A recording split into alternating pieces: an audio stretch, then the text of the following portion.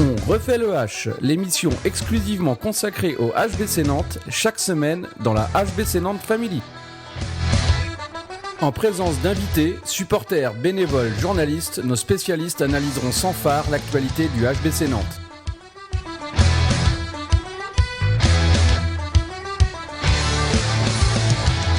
Bonjour à toutes et à tous, bienvenue dans cette 20e émission de On refait le H.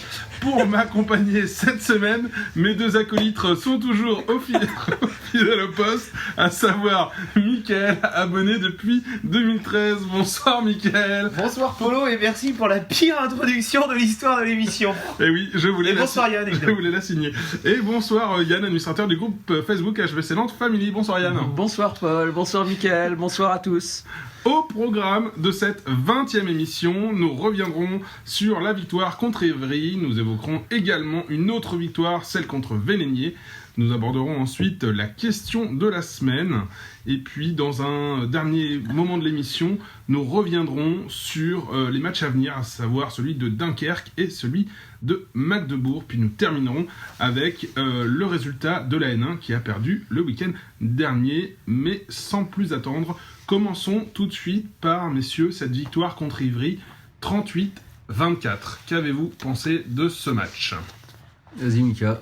Un match accompli. C'est vrai ça fait un moment qu'on réclame à notre équipe d'être dedans dès la première minute. Face aux petites équipes, parce que face aux grosses équipes c'était le cas, on a souvent été présent au rendez-vous, mais on s'est beaucoup fait peur sur les petites équipes, on a souvent été mené à la mi-temps, et là on a été présent d'entrée de jeu. Alors est-ce que ce sont des répercussions suite à la sortie dans la presse d'Alberto Entrerios, qui était très mécontent du match de Chartres? Peut-être, en tout cas les effets sont là.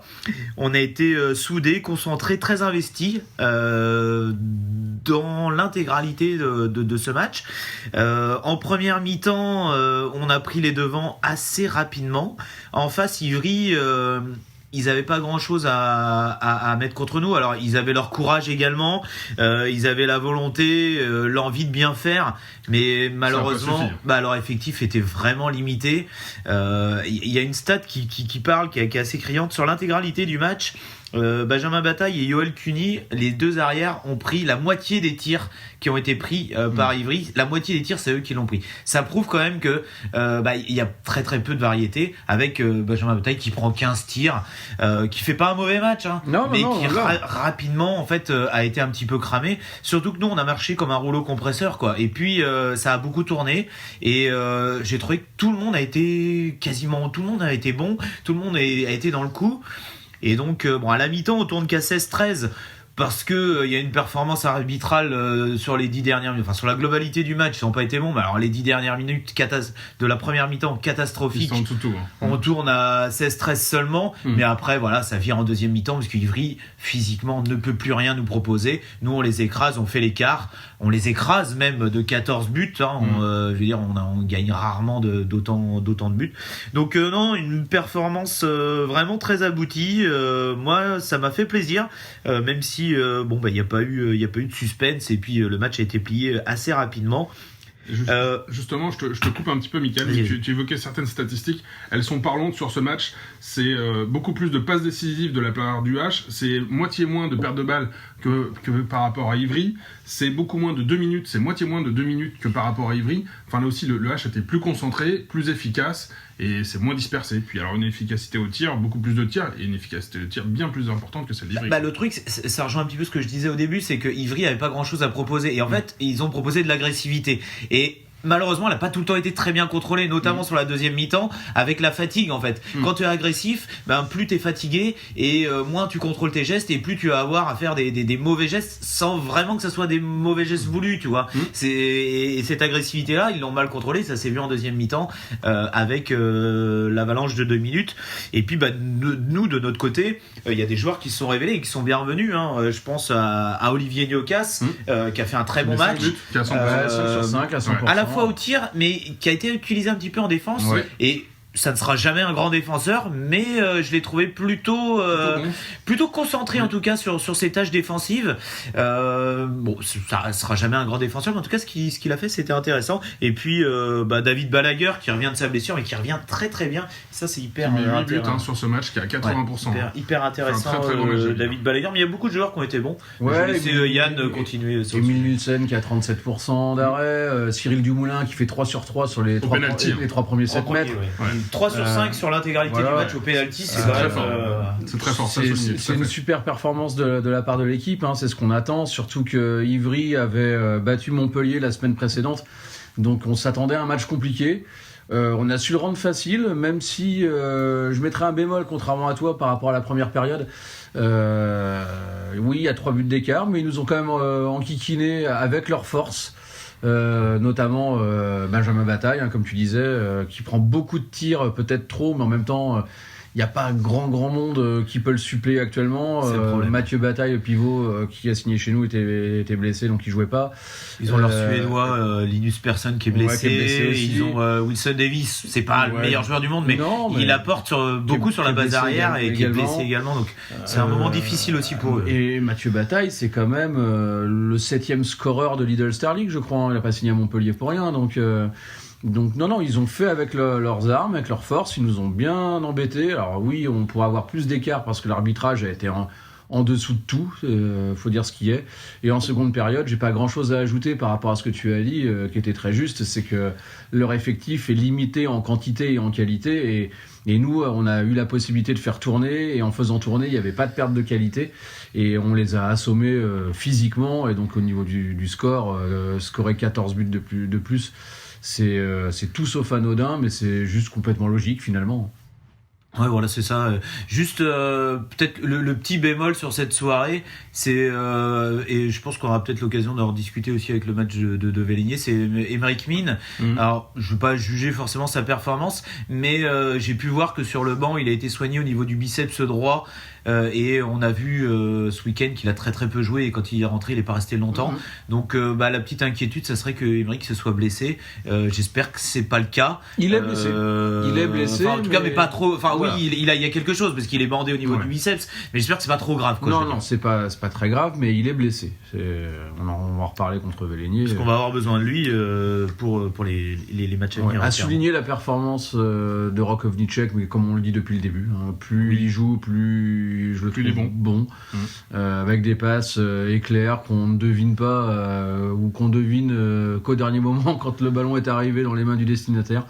On en reparlera là aussi contre Véligné puisque et puis juste le but de Roquefellio. Le but de Roquefellio, incroyable. Tu fais bien d'en parler. Le moment du match. Mais on sent une ferveur qui est quand même différente quand Rock met un but. Et en plus, là, il y avait tout. C'est-à-dire qu'en plus, c'est une contre-attaque. Donc, il a la balle. Donc, la salle a eu le temps de se lever. La salle s'est levée. Il y a eu une espèce de clameur qui est montée et qui a explosé au moment du but. C'était incroyable. Et ça, c'était le moment du match, quoi. S'il y a un moment à retenir, c'est le but de Roquefellio. En fait, on peut qu'encourager Rock à reproduire ce type de shoot. Car ça contente quand même la salle. Tu vois, le fait qu'il n'y en ait pas beaucoup, ça crée l'événement, quoi. C'est ça aussi. Le reproduire, mais pas trop souvent. Pas trop, mais de temps en temps. En finale de la Coupe de la Ligue, par exemple, devant le PSG, ça pourrait être parfait. Donc, Rock, si tu nous écoutes, en tout cas, voilà, c'est un très beau but. À signaler. À refaire. Et puis, la défaite de Montpellier aussi contre Istres. Alors, c'était pas dû au match, mais ce soir-là, Montpellier a perdu à domicile contre Istres. Ça faisait deux bonnes nouvelles. On grattait 2 nouveaux points de plus. On les met à 6 points, c'est une très bonne chose. Sachant que Toulouse a également perdu à Saint-Raphaël, ça faisait encore 2 nouveaux points pris sur des adversaires directs pour la 2e place. Donc c'était une excellente soirée. Une excellente soirée en amène une autre, et vous me l'ameniez sur un plateau. C'est la victoire du H contre Véligné, 35-28. Bon, là aussi, messieurs, des satisfactions sur ce match. Match maîtrisé de bout en bout. Moi, j'avais pas d'inquiétude, on avait parlé l'émission précédente ou l'émission d'avant. L'émission précédente. J'avais pas d'inquiétude sur le résultat, on était largement au-dessus. On l'a prouvé puisqu'on a vraiment maîtrisé du début du match jusqu'à la fin. Alors, il y a peut-être eu un moment de flottement quand ils reviennent à 2 buts. Et encore, je dirais, moment de flottement, l'effectif a quand même beaucoup tourné. On a vu Thibaut Briet qui a beaucoup joué. Alors je regrette, à un moment donné, il a un contre un avec le gardien et arrêt du gardien, ça m'aurait fait plaisir qu'il le mette. Bon, c'est pas grave, c'est que partie remise. Je suis sûr qu'il le fera la prochaine fois. Mais c'était maîtrisé de bout en bout. Alors oui, deuxième période n'est pas forcément très excitante, en tout cas en ce qui me concerne. C'est ce que je te disais, Mickaël, par message interposé pendant qu'on regardait le match, mais parce qu'elle est maîtrisée en fait. On fait tourner, on est devant. Quand il se rapproche de nous, on remet un petit coup de collier sans trop se forcer. On a préservé Emric Min, donc on en parlait précédemment. Il n'a pas beaucoup joué. Le peu qu'il a joué, il n'a pas été bon, hein, mais je pense qu'il avait un peu mal. Il avait un peu mal. Donc c'est plutôt bien de l'avoir préservé, surtout que Rakovnicek a largement fait le boulot. Il a été énorme. Il a été fantastique.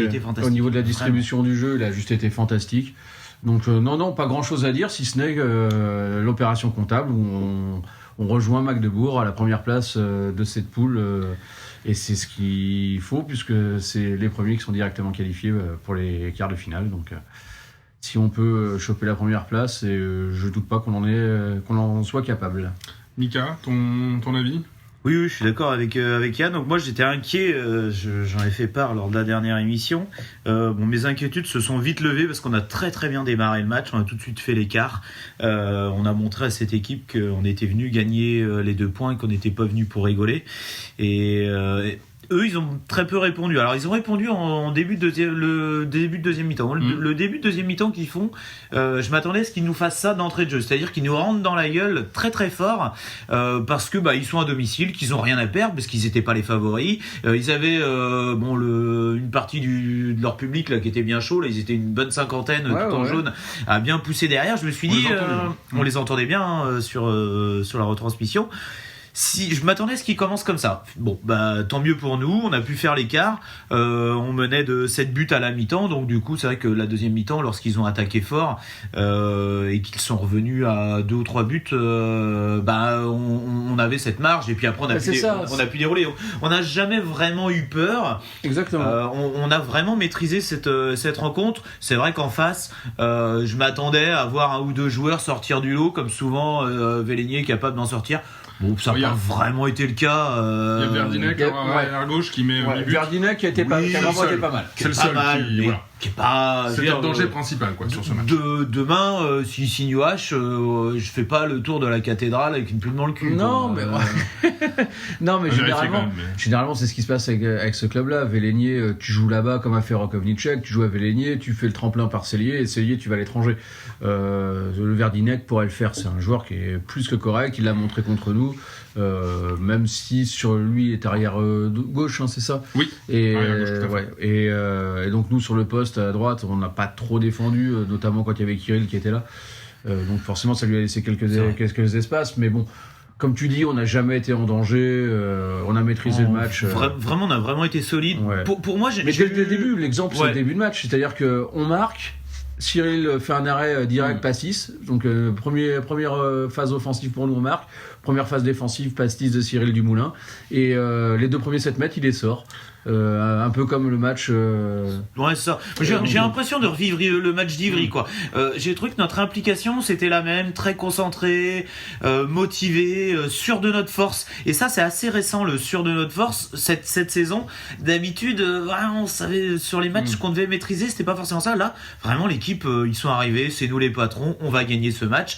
Et ça n'a fait aucun doute. Et on n'a pas douté. Et ça. Moi, c'est vraiment quelque chose que j'apprécie. De notre côté, on a Valero qui fait un très gros match, qui en met 9. Oui. David qui fait un bon match. Il a beaucoup de 7 mètres. Il a beaucoup de 7 mètres, mais il faut encore les mettre. Il est bien mettre. revenu les préciser. On a beaucoup joué sur les ailes sur ce match-là. On a Rock qui en met 5 aussi. Ovnicek, pas Felio. Oui. Ah, préciser. Philio, on a évoqué son seul but tout à l'heure. Newcastle qui en met 4, et puis également Sinjamin Buric qui fait un 3 sur 3. Voilà, Kirill qui en met 4. Enfin, c'était un match plein de la part de tous les joueurs, finalement. Ouais, Buric a beaucoup joué. Beaucoup plus que on a beaucoup laissé Tourna se reposer. On n'avait pas forcément besoin de lui pour gagner ce match. Rakovnicek, tu l'as dit tout à l'heure, mais qu'est-ce qu'il a été bon sur ce match. Il m'a vraiment fait plaisir. Il a éclairé le jeu par moment. Pas par moment, tout le temps. Parce qu'il a disperse complètement la défense. Je sais pas combien de temps il joue, il doit jouer 55 minutes parce que Mine rentre très très peu. Il a été étincelant, vraiment super performance de Roko Vincek, certainement motivé par son retour au pays, mais s'il peut nous club, comme Buric d'ailleurs. Et dans ce club, mais s'il peut nous en faire comme souvent. Ça à chaque match, on prend largement. Ah ouais. Cette victoire est importante puisqu'on reçoit Magdebourg, on en parlera tout à l'heure dimanche. Forcément, les rejoindre en tête de la poule, étant donné que, comme je le disais, les premiers sont directement qualifiés pour les quarts. C'est bien qui est racolé en tête avec le club allemand, puisqu'on sait que ça va jouer entre les deux. Avant de passer à la question de la semaine, Mika, je crois que tu voulais nous rappeler les résultats de l'EHF. Bah justement, comme Yann, tu l'as dit, on est revenu à égalité avec Magdebourg qui a gagné du côté de Ademar Leon 31-27. Donc voilà, on est en tête au goal average. Puisque les deux équipes ne se sont pas affrontées, donc voilà, c'est pas le goal average particulier qui compte pour l'instant. Donc là, il va y avoir sur les deux prochains matchs Magdebourg, donc à domicile, on va en parler tout à l'heure, et puis à l'extérieur, donc c'est là que la première place du groupe va se décider. Les résultats des autres clubs français engagés en Coupe EHF, ils ont donc c'est Nîmes et Aix, ils ont fait le même résultat, 29 partout. Alors Nîmes a fait ce match nul contre Liberbank Cuenca à domicile, 29 partout, donc c'est pas forcément un excellent résultat, même si Nîmes est revenu sur la fin, il perdait. Ouais, alors c'est plus compliqué, c'est-à-dire qu'ils ont dominé le match, ils ont été devant pendant quasiment 55 minutes. Il y a deux phases offensives qui réussissent à Cuenca, et Cuenca prend 2 buts d'avance, et Nîmes arrive à revenir dans les dernières minutes, comme tu dis. Mais ils auraient très bien pu le perdre. Ils auraient pu le perdre, mais ils méritaient pas. Là. Mais après, c'est vraiment une contre-performance quand on voit le match qu'ils avaient fait au Rhein-Neckar-Leuven la semaine précédente. Et après, surtout... ça nous arrange. Ça nous arrange. Non, ça me fait plaisir parce que c'est un club que je porte pas dans mon cœur, mais ça nous arrange pas forcément. Parce que avec des résultats comme ça, si on terminait premier, on pourrait se farcir les Nîmois en quart de finale. Donc c'est pas faire parce que du coup ils sont que 3e de leur groupe qui est dominé par Rhein-Neckar qui a largement été gagné à Holstebro. Et donc l'autre club français c'est Aix qui a fait match nul également du côté de la Riora, 29 partout. C'est pareil, c'est un match qu'ils auraient vraiment quasiment dû perdre.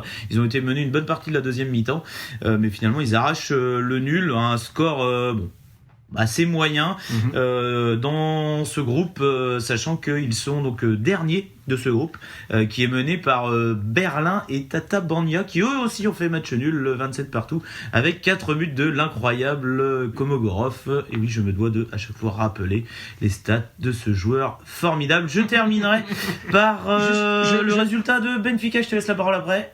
Benfica qui a gagné contre Melsungen, club allemand, 29-26. Quand je vous dis qu'il faut se méfier de Benfica, une preuve de plus que ce club risque d'embêter beaucoup d'équipes pour aller chercher sa place au Final Four de Berlin. Ça c'est évident. Je voulais revenir juste sur ce que tu as dit avant. Moi aussi rappeler que Aix, on n'aime pas non plus, donc le fait qu'il soit dernier du classement et qu'il fasse un match nul, ça nous fait plaisir également. Ça, les gens le savent. Et juste, j'ai oublié de le préciser, mais Junior Scott n'a pas marqué avec la Riora. Voilà, je sais que les gens s'intéressent au parcours de ce garçon qui n'a pas marqué sur ce match-là. Voilà, donc on aura apprécié la dédicace pour nos amis aixois. Et puis on va à présent, messieurs, aborder, c'était la question de la semaine. Vous étiez plusieurs à nous demander pourquoi Julian Emonet n'est plus dans le groupe. Messieurs, est-ce que vous avez une réponse, un avis, des éléments à apporter sur la question ? Alors ça fait 2 matchs contre Vélénier et contre Ivry qu'il n'est pas dans le groupe au profit de Baptiste Damatrin. Donc tu avais souvent loué les qualités. Oui, Mika aussi surtout. Mika aussi. Ouais. J'ai dans ce que je viens de dire, il y a un début de réponse. C'est Julian Emonet a signé à Limoges l'année prochaine. Baptiste Damatrin est son successeur désigné au poste de numéro 2 à l'aile gauche. Là pour l'instant, autant préparer l'après tant qu'on en a besoin, et tant qu'il n'y a pas en tout cas besoin de Julian Emonet et de son expérience qui est plus importante forcément que celle de Baptiste Damatrin. Donc il y a ça, et puis je pense qu'aussi il y a le niveau de jeu. À un moment donné, les performances que tu montres à chaque match avec la N1 ou à l'entraînement, et puis celle que Julian Emonet, alors je vais pas dire à chaque match parce que pour le peu qu'il joue c'est plus compliqué, mais en tout cas à l'entraînement, il y a des choix qui sont faits. Je considère, moi, que c'est une bonne chose que Baptiste soit appelé plutôt que Julien Desmonet. Après, Alberto Entre fait aussi certainement cette réflexion-là, à savoir, comme je disais, préparer l'avenir, mais même à l'instant T, peut-être que c'est bien de faire jouer le petit jeune, ou en tout cas lui faire intégrer le groupe, quoi, parce qu'il peut apporter plus. Mika, c'est ton avis également? Oui, pas grand-chose à rajouter. Après, moi, j'ai trouvé quand même Emonet plutôt convaincant sur les quelques bouts de match qu'il a eu à jouer. Donc c'est vrai que j'étais un petit peu surpris de le voir sur le banc. Donc à ma connaissance, il n'est pas blessé. Non.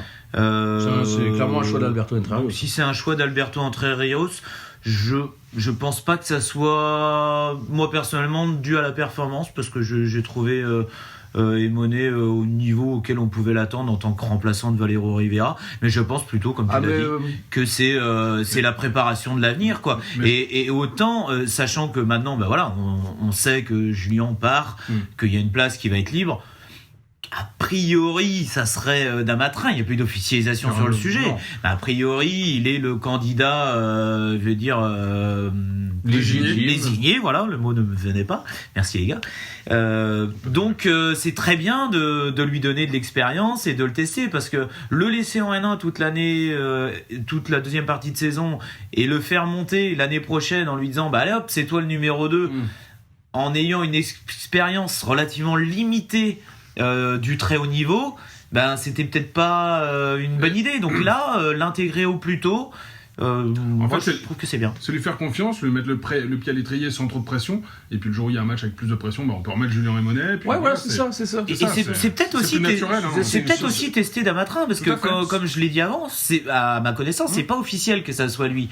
Si Damatrin ne se montre pas convaincant sur cette deuxième partie de saison, alors qu'on va peut-être lui donner du temps de jeu, il n'est pas dit qu'on ne cherche pas un plan B du côté du HBC Nantes, à se dire... J'y crois pas pour un sou, ça, par contre. Et pourquoi pas? Mais pourquoi pas, imagine, ça pourra faire l'objet d'un prochain sondage. Damatrin s'écroule complètement. Financièrement, tu as un international jeune chez toi au centre de formation qui est capable de suppléer Julien Emonet, parce qu'avec tout le respect que j'ai pour Julien Emonet, ça fait quand même quelques années qu'il est là, et on peut quand même comptabiliser ses minutes... je vais pas dire sur les doigts d'une main quand même, ça serait méchant pour lui. Mais à un moment donné, quand tu joues si peu, c'est pas simplement parce que c'est bien beau de dire ses performances sont pas mal à chaque fois qu'il rentre. Mais en même temps, il ne rentre que 5 minutes. Et c'est un peu comme Romaric Guillot quand on disait il joue pas beaucoup, il a été bon, et encore c'est un autre débat, mais il a été bon, il a joué que 2 minutes, on comprend pas. Mais à un moment donné, quand tu joues que 2 minutes par match, c'est peut-être une raison, quoi. Si t'es si bon que ça, tu joues plus quand même. Donc à 28 ans bientôt, ou peut-être déjà à 28 ans, Julien Emonet, moi le remplacer par un international jeune de 19 ans, il n'y a rien de choquant. Mais il n'y a rien de choquant, je suis complètement d'accord. Et puis je suis même pour le fait que Damatrin monte. Mais en tout cas, mon avis perso, c'est peut-être de se dire que Damatrin est testé aussi, de savoir si vraiment il a les épaules pour tenir ce rang. Il n'y a rien qui est garanti. Et l'année prochaine, on sait qu'Emonet ne sera plus là, mais est-ce que ça sera Damatrin? Si vraiment, et ce que je lui souhaite pas du tout, il s'écroule là alors qu'il a du temps de jeu, peut-être que la question va se poser de trouver quelqu'un d'autre. Mais j'espère que ça va bien se passer pour lui, et puis que Baptiste... Un test, et puis l'avenir nous dira comment évolue Baptiste Damatrin. Après, j'espère quand même que Emonet va récupérer peut-être un petit peu de temps de jeu à un moment. Ça serait dur quand même de le mettre sur la touche jusqu'à la fin de la saison, et puis le laisser partir à Limoges. Il récupérera, parce qu'il a beaucoup plus d'expérience quand même qu'un Baptiste Damatrin, comme je disais, et sur les matchs d'Ivry et Vélénier, qui sont quand même pas des clubs où on a le couteau entre les dents pour y aller, parce que on sait qu'on peut les battre aisément, ou en tout cas si on est sérieux, il n'y a pas non plus à aller chercher au fond de soi-même. C'est le moment d'appeler un petit gars comme ça, forcément. C'est sûr que contre le PSG, logiquement, moi je verrais plus un Emonet qui a l'expérience qu'un Baptiste Damatrin. Et puis il aura peut-être plus à cœur aussi, sachant qu'il part, de montrer un autre visage avant de partir. Ce serait bien qu'il montre depuis 3 ans qu'il a à cœur de quelque chose, quoi. Bon, le message est passé. On va continuer tout de suite avec les matchs à venir. On va affronter... faut pas commencer à performer au moment où on se barre. C'est juste, on avait bien compris. Et donc les matchs à venir maintenant pour le H, il y en a 2, notamment Dunkerque et Magdebourg. Pas 2 équipes faciles à jouer. Comment vous les sentez, messieurs, ces matchs? On va peut-être commencer d'abord par Dunkerque. Comment est-ce que vous le sentez, ce match de Dunkerque ? Comme d'habitude, pénible, parce que Dunkerque, c'est fidèle à eux-mêmes. Cette année, c'est la meilleure défense de Lidl Star League et la dernière attaque. Il n'y a rien de nouveau avec Patrick Casal. C'est défense de fer qui envoie du bois. Par contre, au niveau de l'animation offensive, c'est vraiment pas ça. Alors le problème, je vais faire le parallèle avec le match de Vélénier, parce que c'est juste le match qu'il y a après celui de Vélénier, c'est quand Vélénier est remonté au score, c'est pas parce qu'on n'était pas bon en défense, c'est parce qu'en attaque on a vraiment cafouillé, et donc eux avaient des récupérations de balles et partaient en contre-attaque et remontaient. Contre une équipe comme Dunkerque qui marque pas beaucoup, mais par contre qui défend très bien, si nous on n'est pas bon en attaque, ils peuvent nous ennuyer. Donc à nous d'être sérieux en attaque, de prendre le temps s'il faut le prendre, de ne pas se précipiter, et normalement on devrait se rendre le match facile. On les a déjà rencontrés 2 fois cette année en championnat, en Coupe de la Ligue. Les 2 fois on a gagné, une fois chez nous, une fois là-bas. Il n'y a pas de raison qu'on gagne pas une troisième fois. Oui, on dit jamais 203, mais bon, après, c'est surtout qu'on est au-dessus, voilà, si on est sérieux. C'est ce que je voulais t'entendre dire, mais du coup, effectivement, ça serait une contre-performance que de perdre contre Dunkerque. Mika, c'est ton avis ou... Ah, évidemment que ça serait une contre-performance, même si ça va être compliqué d'aller gagner là-bas. C'est jamais évident. Voilà, tu l'as dit, Dunkerque, c'est toujours très difficile à jouer, avec une défense très resserrée et qui fait vraiment pas de cadeaux. On se souvient du match de Coupe de la Ligue qu'on avait gagné à l'arraché là-bas, un vrai match, 22-20, un vrai match à l'ancienne. On avait quand même serré les fesses jusqu'à la fin. Je pense qu'on se dirige vers le même format de match, surtout que Dunkerque, ça va très bien. Ils sont invaincus en 2020. Ils ont gagné leurs 3 matchs. Alors, certes, en championnat, ils ont joué les 2 relégables, Tremblay et Créteil, mais ils sont allés gagner à Saint-Raphaël en Coupe de France, donc ce qui n'est pas un résultat anodin. Ils sont en pleine confiance, ils ont strictement rien à perdre sur ce match-là. Aujourd'hui, Dunkerque, ils sont à la 7e position. Ouais, qui est une bonne place, finalement. Ce qui est une très bonne place pour eux. S'ils finissent 7e à la fin de l'année, je pense qu'ils signent tout de suite. Et surtout, ils sont pas très loin de la 6e et 5e place. Et la 5e place, ça peut leur apporter. La 6e place est à 1 point, c'est Aix. Après, il y a 3 points pour aller chercher la 5e pardon, de Toulouse. C'est pas énorme non plus. Et c'est 3 une points, place pour une coupe HF sur un dossier. Donc, tout à fait. Donc sur ce match-là, ils ont tout à gagner, ils seront chez eux, ils vont jouer avec leur qualité, donc tu l'as dit, qui est la défense. En attaque, ils savent faire des choses, ils ont un garçon qui est Langaro, donc qu'ils en profitent parce que ça y est, c'est officiel, il va partir au Barça l'année prochaine, donc ça prouve les qualités du garçon. On en parle depuis un moment, on aurait bien voulu le voir chez nous. Si le Barça a réussi à l'avoir, c'est pas pour rien non plus, mais voilà, donc Langaro est la menace principale offensivement parlant. C'est vrai que si on arrive à le prendre, vu qu'il est quand même un peu isolé, on devrait pas avoir trop de risques d'un point de vue défensif, surtout que nous aussi on défend bien, parce que tu as dit que Dunkerque est la première défense, mais on est la deuxième. Donc ça veut dire que défensivement parlant, on se pose là, on a des gardiens qui sont en pleine forme, Émile et Cyril. Ce qui donne d'autant plus de crédit, je te coupe, mais à ton pronostic de match très serré, sans voir beaucoup de buts, ce sera 2 grosses défenses. Donc et puis on va prendre la 2e attaque aussi, donc c'est comment on va gérer l'animation offensive avec un Emmerich Min qui est un peu en dessous depuis 2 matchs. Mais bon, si Rokovnice qui est au niveau qu'il nous a montré sur les derniers matchs, ça devrait aller. Et puis une stat qui peut nous rassurer, c'est que Dunkerque n'a pas battu une seule équipe classée au-dessus de lui en championnat cette saison. Toutes leurs victoires, ils les ont eues face à des équipes classées en dessous, Ivry, Créteil 2 fois, Saint-Raph, Istres et Tremblay 2 fois, et ils ont fait un nul contre Chartres. Toutes les équipes classées au-dessus, donc les équipes qui sont à la lutte pour l'Europe, ils ont à chaque fois perdu. Donc ça, c'est plutôt une stat qui devrait nous rassurer. Après, moi, c'est vrai que j'aimerais bien un match à l'ancienne. Quand j'ai commencé à suivre le HBC Nantes, il y avait une énorme rivalité Nantes-Dunkerque. Il y avait des matchs. Grosses défenses. C'était les 2 grosses défenses. Il y avait des matchs très virils. D'ailleurs, Roch Fellio et Vincent Gérard, qui étaient le gardien, ont pas gardé des bons contacts suite à cette période. Et je crois qu'il y a d'autres joueurs qui s'entendaient pas vraiment très bien. Alors la rivalité a un petit peu chuté parce qu'il y a beaucoup de joueurs qui sont partis désormais, mais moi je me souviens quand j'ai commencé à suivre le H, il y avait cette grosse rivalité entre les 2 équipes, et ces matchs un peu à l'ancienne où il y avait pas beaucoup de buts, où ça se distribuait des bourbifs à tout va, et moi j'avoue qu'une fois de temps en temps un match comme ça, ça me fait plaisir.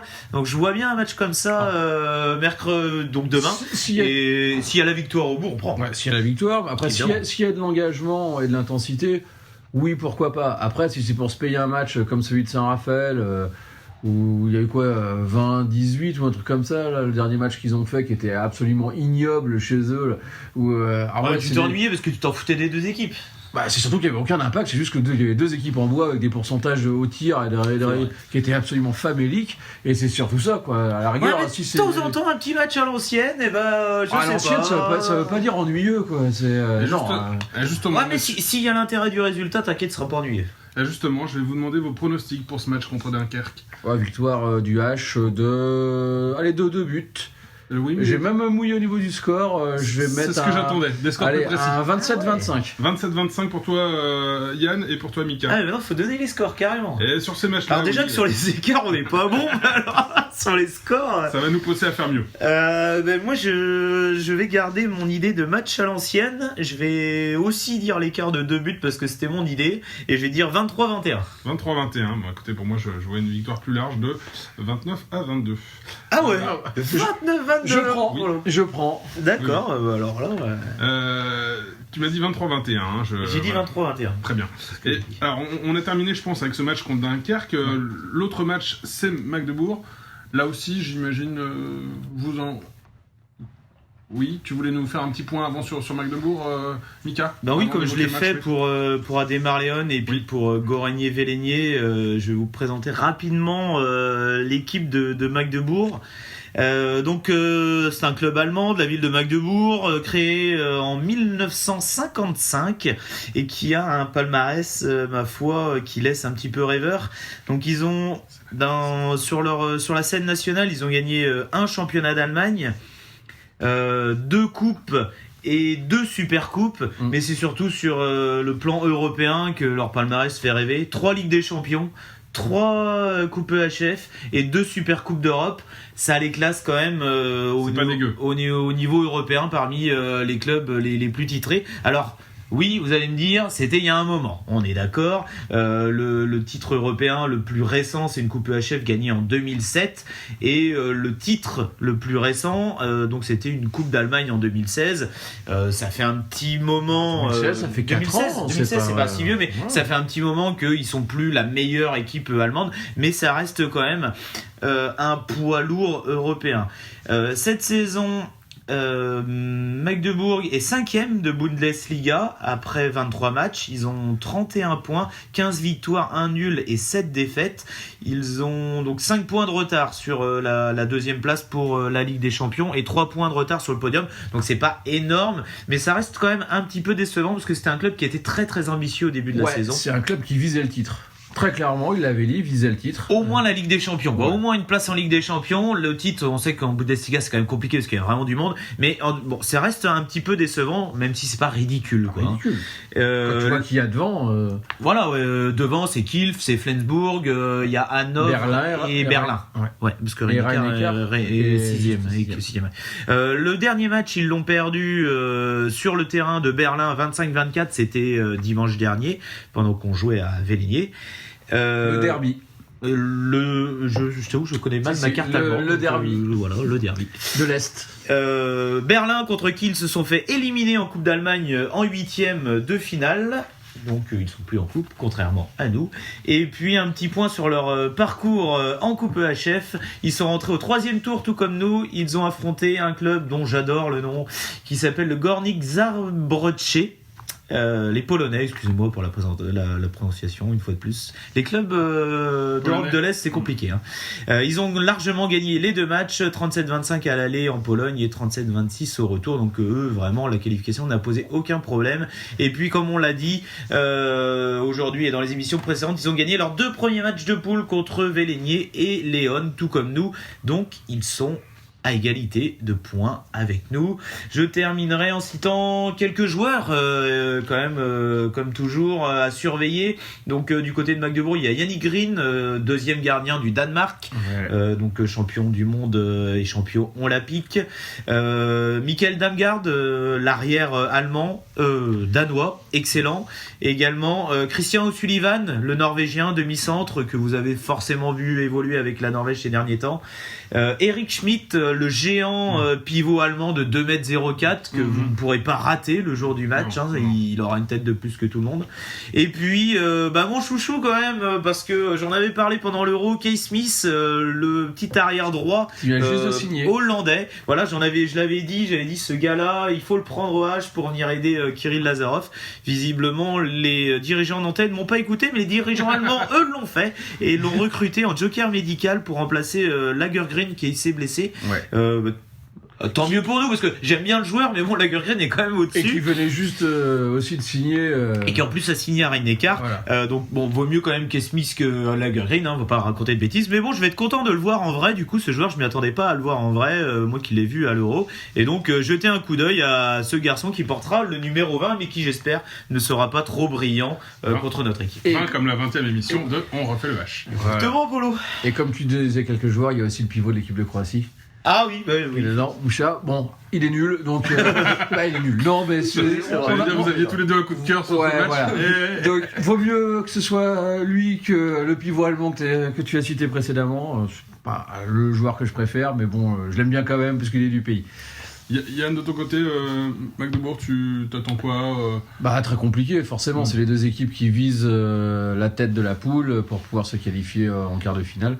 Voire qui visent le Final Four de la Coupe EHF, parce que Magdebourg n'est pas là juste pour faire du tourisme. Même le titre, Magdebourg, il vise la victoire. C'est un match très compliqué, d'autant plus que Magdebourg, comme je le disais précédemment, visait le titre de champion d'Allemagne. Il l'avait annoncé au tout début. Alors ça a un peu changé au vu des résultats, mais ça reste quand même l'équipe qui a le jeu le plus avec Kiel, qui a le jeu le plus plaisant actuellement en Allemagne. Donc je m'attends déjà à un beau match, puisque Nantes est une équipe qui, quand elle le veut, joue très bien en phase offensive. Magdebourg, c'est le cas également. Ça va être compliqué, ça va être dur, mais bon, maintenant on n'a plus on n'a pas à se sous-estimer par rapport au club allemand. Ça fait quelques années que lorsqu'on les rencontre, on n'est pas ridicule. Alors, on ne gagne pas à chaque fois, mais en tout cas, on leur donne du fil à retordre. Dernière rencontre, c'était contre Rhein-Neckar, on les a mis à la porte. Donc, je suis pas forcément inquiet, mais ça sera compliqué. Au niveau des scores, vous le sentez comment ? On verra après. Je pense que Mika a un petit avis plus que présentation sur le. Oui, je suis comme toi. Je suis pas inquiet, mais je suis très excité par ce match. C'est le match que. Moi, c'est quasiment le match de l'année. Après, on verra si on a des finales. Ouais, voilà, évidemment. Ouais. Mais pour l'instant, là, sur le planning qui nous est proposé, moi, c'est le match que j'attends le plus. J'adore la Coupe d'Europe et forcément recevoir un gros morceau comme ça. Et la saucisse. Oh. Voilà, donc le message est. Et voilà, une fois de plus, enchaîne, avec ça. Oui. Non, vraiment un match qui m'intéresse au plus haut point. Donc, j'ai hâte d'être à dimanche pour voir ça. J'espère que les deux équipes vont nous offrir un beau match, comme tu l'as dit, et puis que le H va répondre présent. Alors, je suis pas inquiet parce que jusqu'à présent, on a toujours été là. Dès qu'il y avait un gros rendez-vous, les gars étaient là. Ouais. Donc il n'y a pas de raison que ça soit pas le cas sur cette rencontre. J'espère que ça sera plein, qu'il y aura une belle ambiance de Coupe d'Europe qui va pousser nos joueurs, et puis qu'on va vivre un beau dimanche après-midi. Il faut profiter de ce genre de match. C'est un vrai cadeau quand on est supporter d'un club, d'avoir un grand match de Coupe d'Europe avec un grand club allemand qui se déplace. Au-delà de l'enjeu sportif, c'est une vraie fête et c'est un vrai bonheur pour un club. Faut se rendre compte de la chance qu'on a au HBC Nantes de pouvoir vivre ce genre de moment. Et puis si ça peut se ponctuer par une victoire, ça sera encore plus beau, quoi. Ouais, puis c'est bien de le souligner. Ça faisait un moment qu'on n'avait pas rencontré Magdebourg, donc ça aussi, ça donne un peu d'excitation. Parce que quand on rencontre, alors le Barça, c'était génial, mais quand tous les ans on tombe contre le Barcelone, quand on était en Ligue des Champions, c'est bien d'avoir des clubs qu'on n'a pas eu depuis longtemps, ou des clubs nouveaux aussi, et des clubs de très haut niveau, parce que Magdebourg, c'est un club de très haut niveau, comme tu l'as cité. Même si le palmarès date un peu, ça reste que quand on prend l'effectif, les joueurs que tu as cités, c'est loin d'être dégueu. Ils ont un effectif qui est largement. Alors toi, tu considères que leur effectif est un peu au-dessus d'une autre. Moi, je considère pas. Je pense que les deux effectifs se valent. Mais oui, il faut pas bouder notre plaisir d'avoir un tel match. Une victoire pour vous, messieurs. Mika, tu la vois de combien, cette victoire ? J'avais pas dit que je voyais une victoire, mais Non. Eh ben, tu peux voir une défaite, Non, mais- non. À domicile, je pense qu'on va gagner ce match, et je nous vois faire une très grosse performance parce que moi, le H m'impressionne en ce moment. Donc, je vais dire une victoire de 3 buts. De 3 buts. Tu veux un score ou J'aimerais bien, ça m'arrangerait. Eh pour bien, l'émission, mais- on va mettre 30-27. 30-27. Et pour toi, Yann? Et ben 3 buts aussi. Je mets un peu moins, par contre, je dirais 27-24 pour le H. Et en plus, j'ai même mouillé. Je vois une très grosse performance d'Olivier Gnocas. Et ben voilà. Voilà. Et ben pourquoi Ça c'est dit, et il faudra juger de ses pronostics à l'occasion du match. Et moi, je vois bien une victoire 34-32 accrochée, mais une victoire quand même du H. Ce qui est sûr, c'est que si Gnocas est en forme, ça va forcément nous aider. Ça, c'est sûr. Parce qu'au niveau où il est capable d'avoir en ce moment, ça peut que nous aider à aller chercher la victoire. Complètement. Messieurs, abordons le dernier thème de cette 20e émission. Malheureusement, c'est la défaite de la N1 qui a perdu le week-end dernier contre Saintes, et un match très accroché avec une défaite 37-36. Que retenir de ce match, Mika? Je crois que tu avais fait un petit point justement à ce sujet. Oui, c'est un petit peu dommage. Je vais pas forcément rentrer dans les détails du match parce que je l'ai pas vu, j'ai pas fait le déplacement à Saintes. Donc c'est un petit peu décevant parce que Saintes est pas une équipe qui était très bien classée. Parce que je vais en parler un petit peu tout à l'heure quand je ferai un point classement. Tous les équipes qui nous précèdent ont gagné, donc forcément l'écart se fait. Donc forcément c'est décevant aussi parce qu'on menait 19-15 à la pause.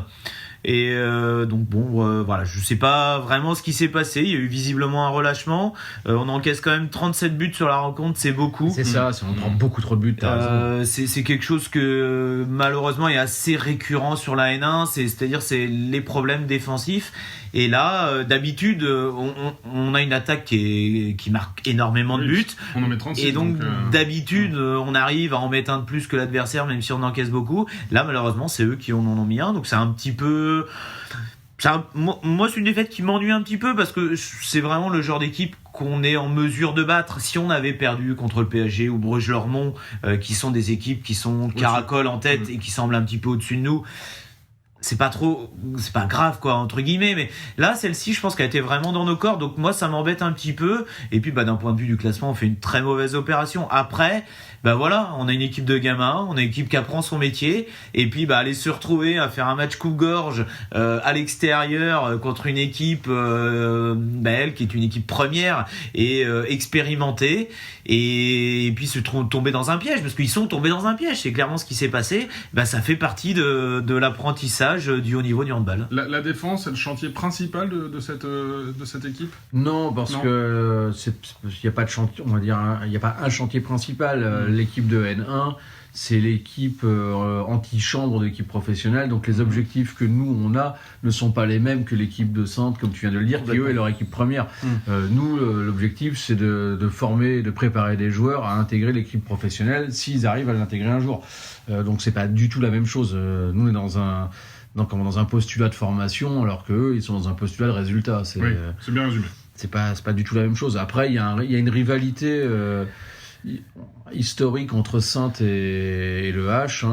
Donc c'est quand il y a eu le tirage des poules ou la présentation des poules en début de saison, tout le monde était content de retrouver Saintes parce qu'on savait que ça allait castagner un petit peu. Donc je pense que les gars de Saintes étaient très motivés. Il manquait en plus Thibaut Briet et Baptiste Damatrin, qui sont pas les deux joueurs les plus moins efficaces. Les plus inintéressants de l'effectif. Ça n'empêche que les autres qui sont présents, ils sont censés faire le boulot. Tu parles d'équipe de joueurs qui manque Alex Morand aussi en ce moment, qu'on avait vu en équipe première en remplacement de Balaguer en début d'année, qui est aussi un très bon joueur. Vous avez laissé sur d'excellents souvenirs. Exactement. Donc ça fait beaucoup pour une équipe. La contre-performance, oui, ça s'explique quoi. Ça s'explique. Après, il y a aussi au niveau du jeu, prendre 37 buts, c'est ce que tu disais, c'est beaucoup. C'est beaucoup. Quand toi t'en mets 36 à l'extérieur, t'es censé gagner quoi. C'est le mal récurrent depuis le début de saison, mais ce qui n'est pas non plus complètement illogique pour un club qui monte et qui est un club, une équipe de centre de formation et pas forcément une équipe avec un postulat de résultat, quoi. Mika, tu voulais apporter une petite précision encore ? Oui, voilà. Donc, en conclusion, il n'y a pas mort d'homme. Un petit mot sur les stats des joueurs. Mathéo Fadwil a une fois de plus terminé meilleur buteur avec 9 réalisations. Guénolé Gaillard, qu'on n'a pas forcément vu complètement à son aise cette saison. Il a mis 8 buts, donc c'est très bien. C'est une belle performance. 6 buts pour Lucas Petro, qu'on avait un petit peu perdu de vue ces derniers temps. On l'avait vu un petit peu en équipe première. Même en N1, il avait un petit peu disparu. Donc là, il s'est un petit peu remis dedans. Et puis 5 buts pour Lucas de la Bretèche. Voilà pour les meilleurs buteurs. Je ne jugerai pas des performances défensives ou même d'orientation du jeu, puisque je n'ai pas vu le match. Mais bon, voilà, une déception globale. Yann, à moins que tu voulais rajouter quelque chose, je vais enchaîner sur le classement. Ouais. Donc les 3 équipes devant nous, le PSG, Bruges-Lormont et l'Annester, se sont imposées. Donc forcément ils font l'écart. Nous sommes toujours 4e avec Torcy Man-la-Vallée, le fameux club de Mickey, qui est en train de nous talonner. Ils reviennent à un petit point à la 5e place, et puis Saintes remonte donc à la 6e place. Je vous passe la suite du classement. Prochain match ce week-end, on se déplace à Giant-Loiret, le dernier. J'espère que ça va être l'occasion de se rattraper et puis de nous ramener une belle victoire dont on pourra parler la semaine prochaine. D'autant plus qu'il y a un très intéressant, l'Annester Paris Saint-Germain. Ah ben voilà, j'avais pas l'info. Effectivement, ça va être très intéressant de voir le résultat. Ouais. Nous ne manquerons pas de le donner la semaine prochaine, parce qu'on sait qu'il y a des supporters de l'Annester qui écoutent l'émission. Mais écoutez, messieurs, je crois que c'était une 20e émission particulièrement complète. Merci à vous encore une fois d'y avoir contribué. Et puis on se donne rendez-vous la semaine prochaine pour une 21e émission. Merci à toi, Polo. Merci à vous de continuer à nous suivre. Et puis à la semaine prochaine. À la semaine prochaine et à dimanche pour certains.